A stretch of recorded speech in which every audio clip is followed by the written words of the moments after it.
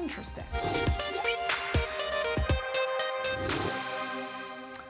Now, here's an interesting fact for you. Life expectancy has increased by 3 decades since the mid-20th century.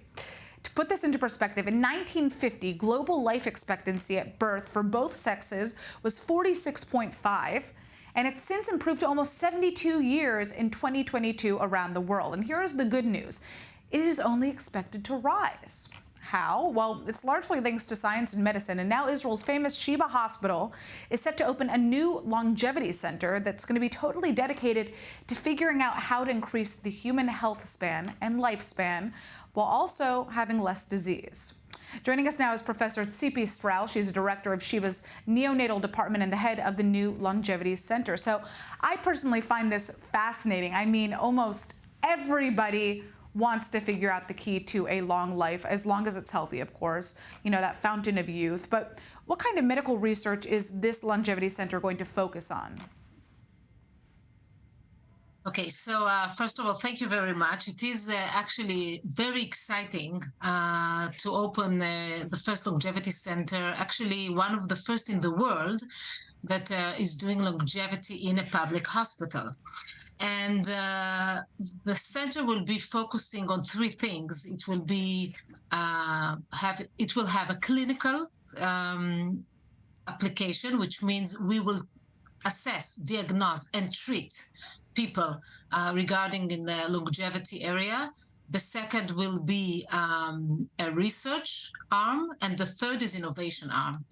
And the most important is that this is in a public hospital. We will use only evidence-based assessment, diagnostic, and intervention. And by that, we can do some research and understand the trajectories to see what is helping or not stopping aging. We will all probably age, but at least we will do it in a way that we can a little bit bring down disease. To understand the process and try to make it a little bit slower. Right. So, you know, obviously, like you said, there are other longevity centers in the world.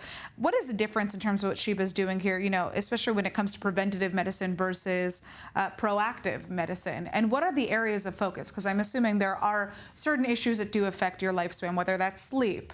I know that there's a focus on menopause, for example.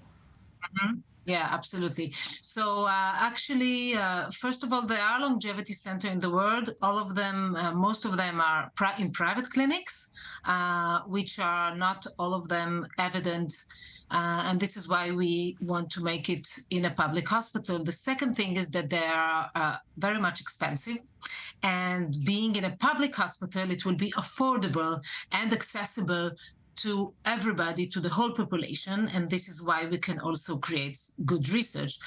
The third thing that we decided to focus on areas that longevity, that has an impact in longevity, which is sleep, extremely important, menopause, frailty, sarcopenia, which is muscle waste and bone osteoporosis, and the fourth thing is cognition. These 4 areas do not really have any attention, unfortunately, in the health sector outside when you go to your family practice. Right. So these areas are important. So what kind of patients are going to be participating in this research? So to our clinic, everybody actually can come. We are going to start a pilot. The first year will be for 2,000 patients. We will start with 40 years, healthy individuals. Everyone can come. It is open to all of the population, 40 plus. And hopefully by the 2025-26, it will be optional also to start actually 35 and 30. Mm-hmm. More and more, when you start younger and you have the mindset for longevity, it is actually better for you. So we need to start early. Amazing. Well, I'm looking forward to checking this center out in the future. Thank you so much for joining us, Dr. Strauss, and, and breaking this down. All right, we're turning to something totally different here. Are drones good for the environment? Well, that's what Israel seems set out to prove. And our senior correspondent